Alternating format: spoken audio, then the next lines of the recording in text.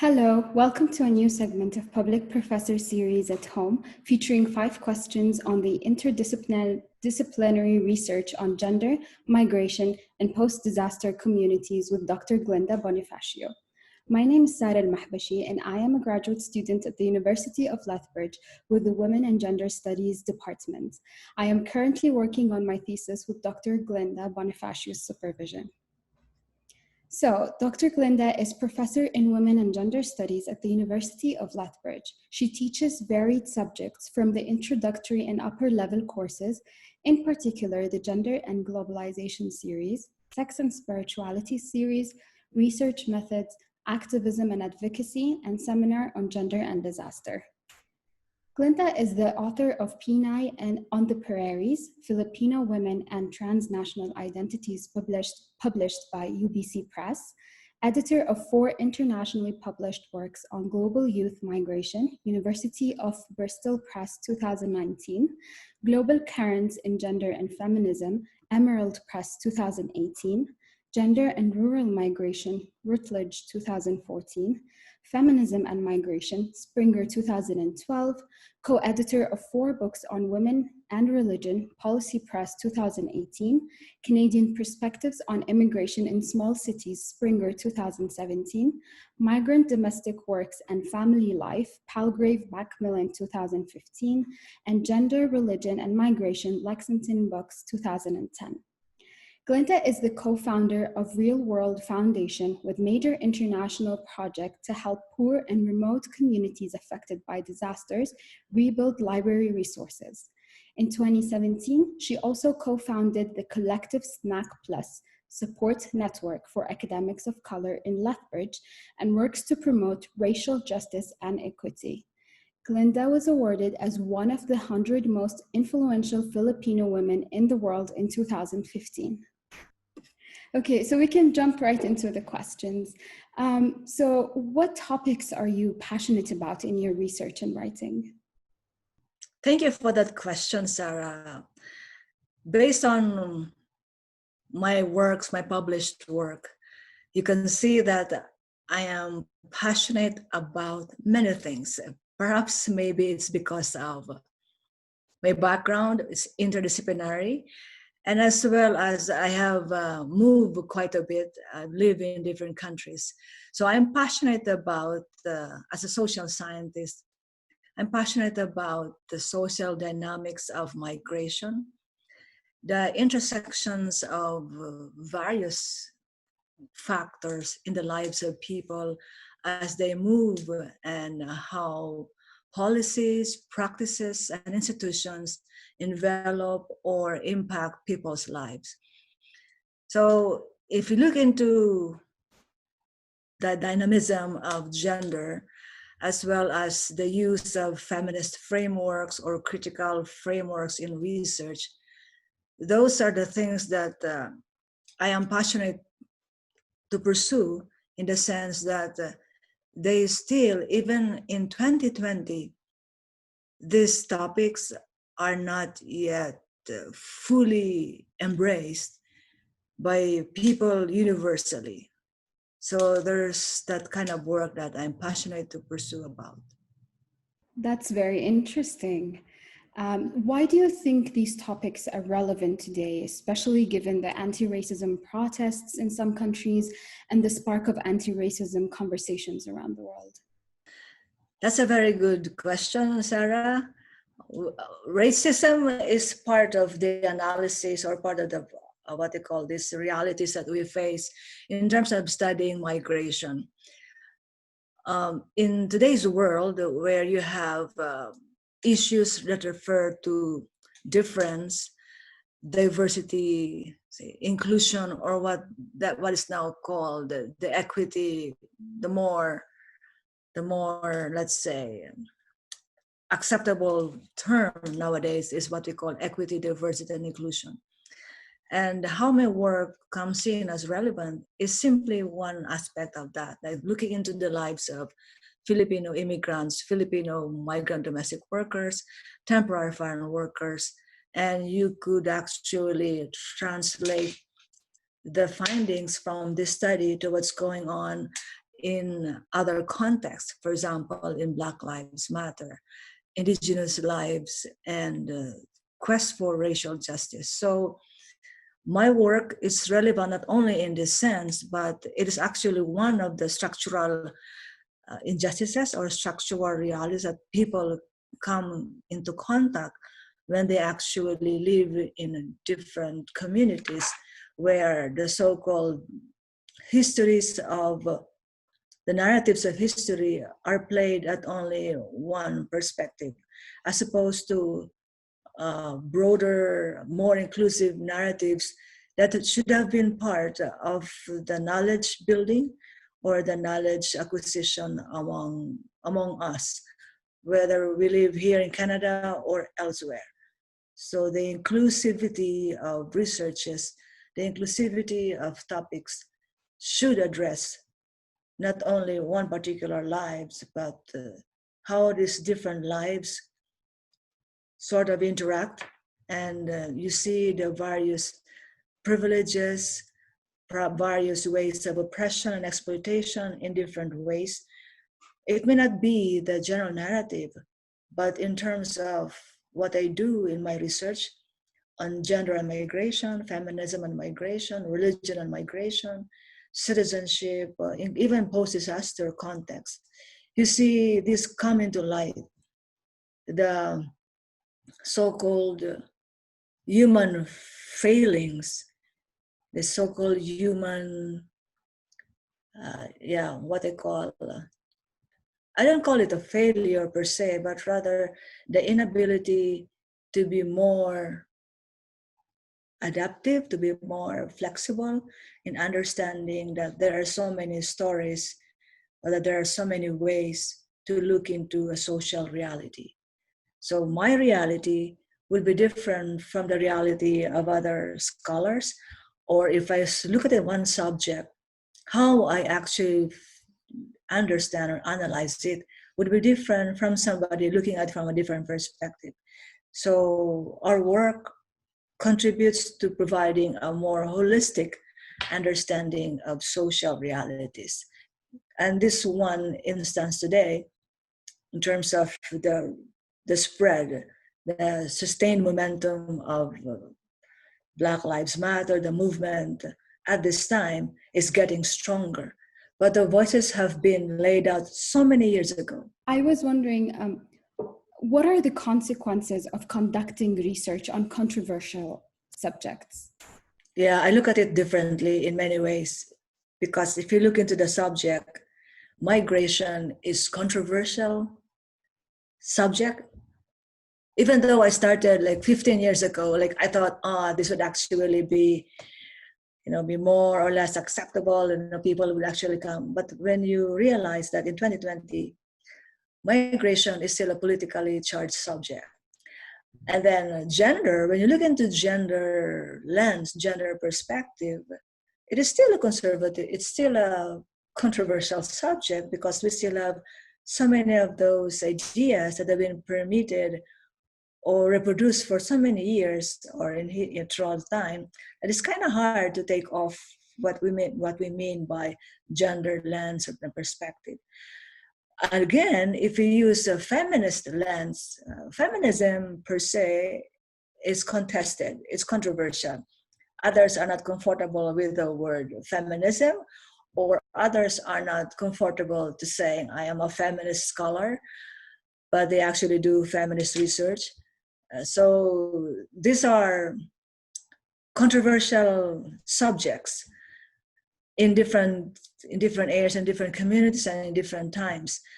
The other thing about my research, you do also post-disaster areas, and disaster is tragic.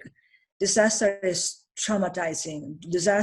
Post-disaster studies hurts. So all of these are controversial. Now, how does it impact me as a researcher, as a scholar, as a teacher?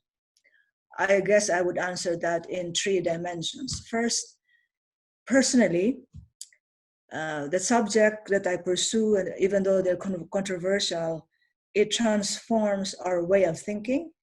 It transforms how we look at things. it transforms how we analyze or understand what's going on in our midst, in our lives, so in particular areas. And aside from that, it also transforms how I teach. I provide a more deeper, probably a more nuanced perspective into the so-called abstract concepts when I teach. And it's controversial in the sense that when you do feminist research, when you do gender-based research, it doesn't stop when you write the report. It has to continue. There is something that says it is not complete until it's translated into action.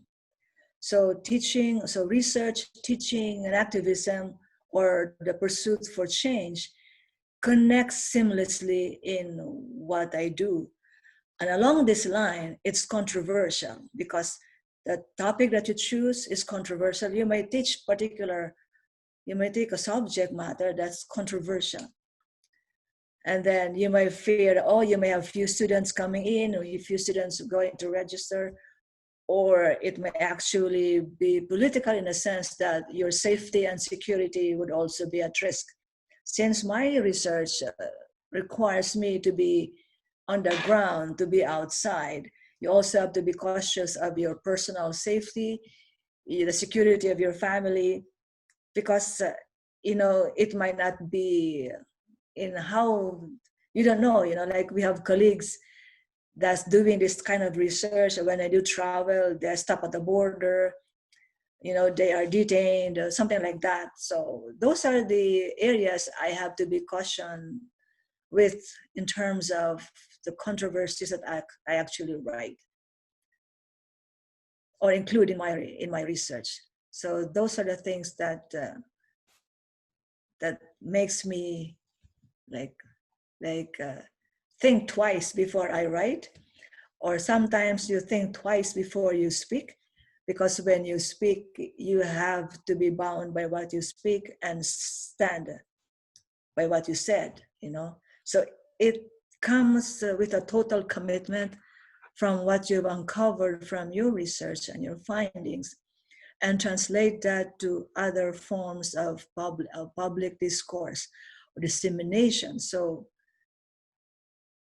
I guess you have to be brave to stand on your ground, that from what your standpoint, it may not be popular, but you have to be unpopular to make an idea popular.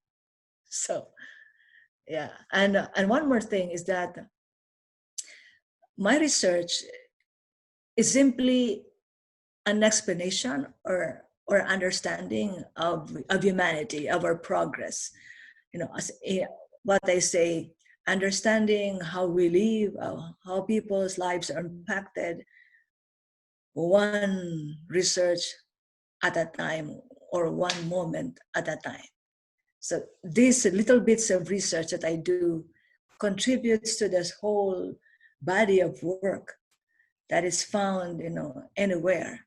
And by contributing that work, you provide a piece, a piece of an explanation that this is what happened in this context, or this is what we do, how we do as a society because of policies we put in place, the structures that's in place that were not fair, or so those are the things that matters.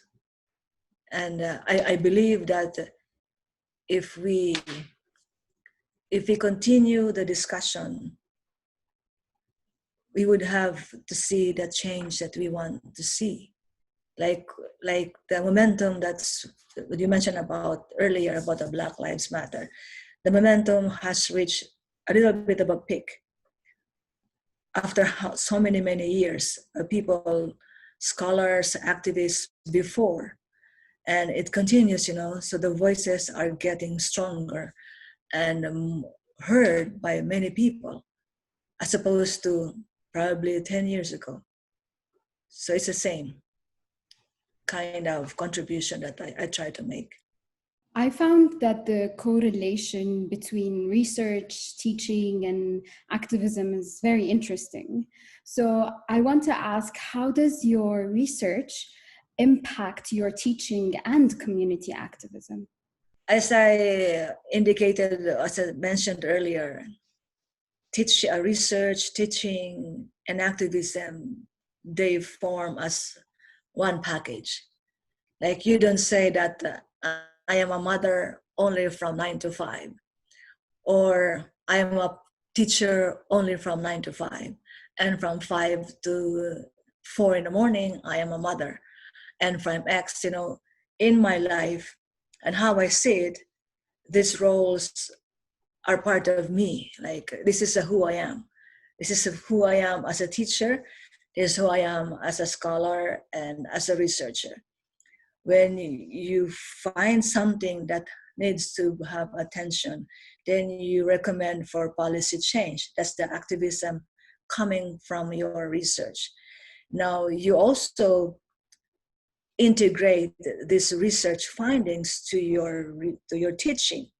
I teach a gender and globalization series, which covers a lot of migration, labor migration, human trafficking, and many others. It's a series course. And then I also cover the sex and spirituality series, and I do host the senior seminar, so which is actually strengthened because I do the research.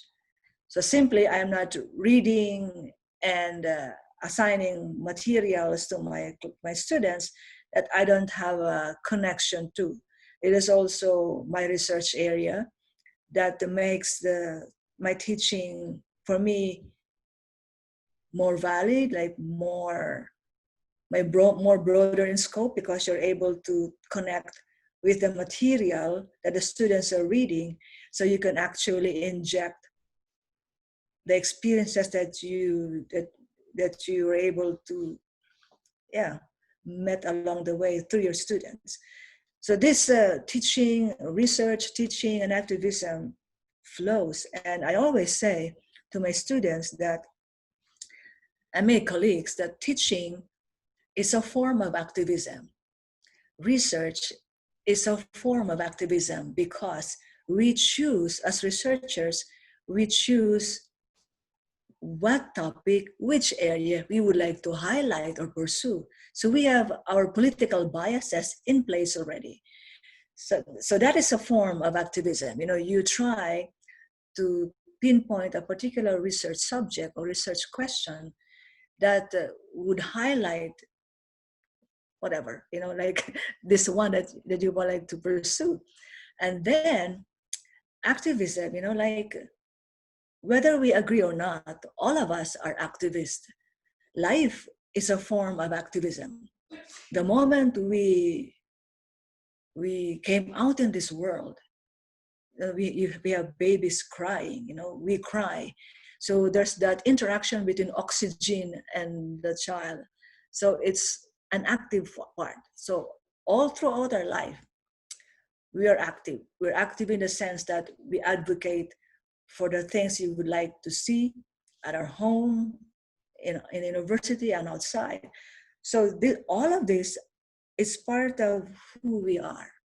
And I am fortunate that I'm doing a research that is part of my lived reality. So when I speak about migration, I am also an immigrant in Canada. And we speak about post-disaster communities. I also experienced disaster. So it is something that has what I call a fiber of my being into what I do. So if I do this research, translate into teaching, and translate into something that needs change. So research about racism coming out from migration studies translates into activism in the Lethbridge community through Snack Plus. It's just like it's like a coffee break, It's like a snack break, like Snack Plus, it's like a break, but it continues. So in other words, as human beings, we have what we call multiple roles, multiplicity, simultaneity of our being. So I am not only a mother to my kids. Sometimes I become a professor to them because I say something, you know, I teach them something, and I'm also this. So that is something that we cannot, that we have to accept. And if we accept that, we identify, we know who we are as people, as a human being. When most of us, I guess, would have these so-called barriers that I can only speak to this as a scholar. That's it.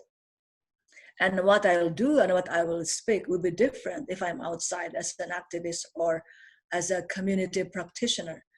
No, what I say outside, in as well as in my class, is one thread, like one line. So I believe in consistency of the principles that I teach and the principles that I do. Kind of hard, but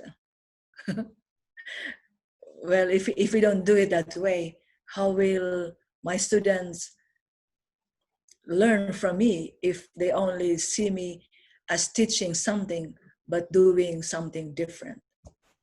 This is really interesting. And I come to the other question, which is, in a world full of inequities, oppression, and discrimination, how do you see your work in the process of change?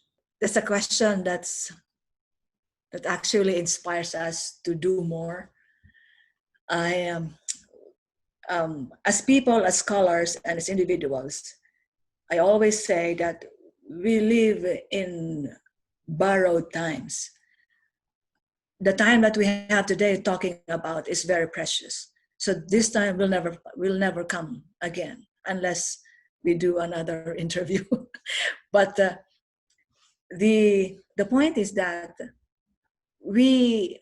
my work sets into migration, my work sets into gender analysis, my work sets into critical perspectives, critical frameworks. And it's not the yes or no type of thing of answering life questions, but rather to look deeper into how come we are at this point in our history that we still accept so much oppression and brutality and inequities in life. How could we not be able to simply get so much sense that we are all human beings, equal in many ways? And then in my work in disaster and migration and gendered and other work, you see all of this coming out as really the social injustices we have to do, or we have to address rather. But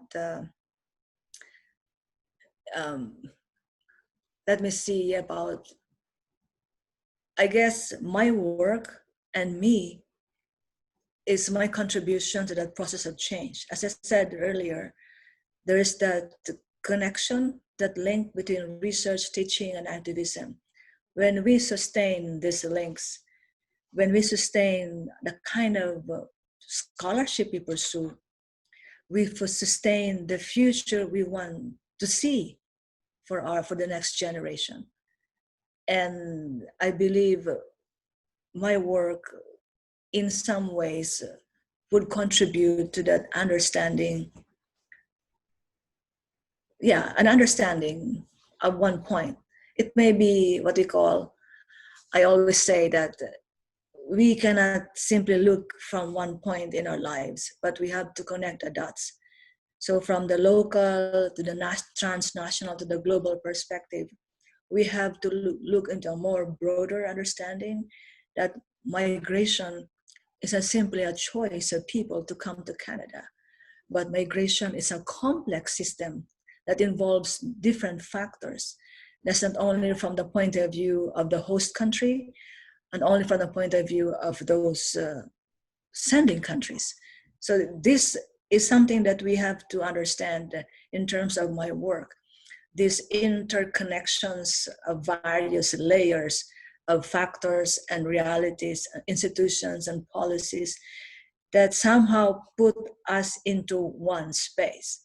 And in this one space, we are not trying to address who has the better right to be in this one space, without understanding that the people in that one space or community are in this, at this time, in one particular time, were affected or impacted by different factors, so they are now able to meet at this point. My work sets this context of trying to provide the background, the foregrounding, what I call knowledge at ground zero. And if we do that knowledge at ground zero, I believe we would have a better world, a better community, better relations, among us. And then it would be, hopefully my aspiration to be a better world. I hope so. I hope for a better world as well. Thank you, Dr. Glenda. This was great and this was very beneficial. And we hope to see more and more of your success and work. Thank you, Sarah, for this session. I really appreciated the time that you gave for this talk. And I also like to thank the audience, wherever you are. Thank you so much for listening. You stay well and be happy, because this is the moment in time that we have to be together. Thank you.